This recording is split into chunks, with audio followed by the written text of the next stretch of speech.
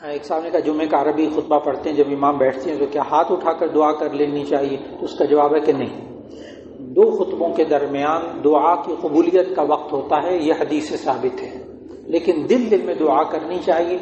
اس وقت امام کی جو اذان ہوتی ہے نا، جب امام ممبر پر بیٹھتا ہے اس وقت اذان کا جواب بھی نہیں دینا چاہیے۔ نبی صلی اللہ علیہ وسلم کا نام آئے تو دل میں صلی اللہ علیہ وسلم کہیں، زبان سے نہ کہیں، اس لیے کہ حضرت عبداللہ بن عمر رضی اللہ تعالیٰ عنہ نے روایت نقل کی کہ نبی صلی اللہ علیہ وسلم نے فرمایا اذا جلس الامام علی المنبر فلا صلاۃ ولا کلام، جب امام ممبر پر بیٹھ جائے تو نہ نماز پڑھیں نہ کوئی بات کریں، نہ نماز پڑھیں نہ کوئی بات کریں۔ جب امام ممبر پر بیٹھ جائے عربی کے خطبے کے لیے، اردو والا نہیں، اردو والا سنت نہیں ہے، اس وقت آپ نماز پڑھیں، بار بات کوئی کر رہا ہو، کوئی حرج کی بات نہیں، لیکن جب جمعے کا عربی کا خطبہ شروع ہو جائے تو اس کی جو اذان ہو نا، اذان تو بہت سے لوگ سوال کرتے ہیں۔ اب الحمدللہ ہماری مسجد میں آپ دیکھتے ہیں، محسوس کرتے ہیں، میں نے بار بار الحمدللہ ذکر کیا، تو اب ہماری مسجد میں کوئی بھی خطبے کی اذان کا جواب نہیں دے رہا ہوتا، سب میں ہونٹ دیکھ رہا ہوتا ہوں کہ خاموش ہیں۔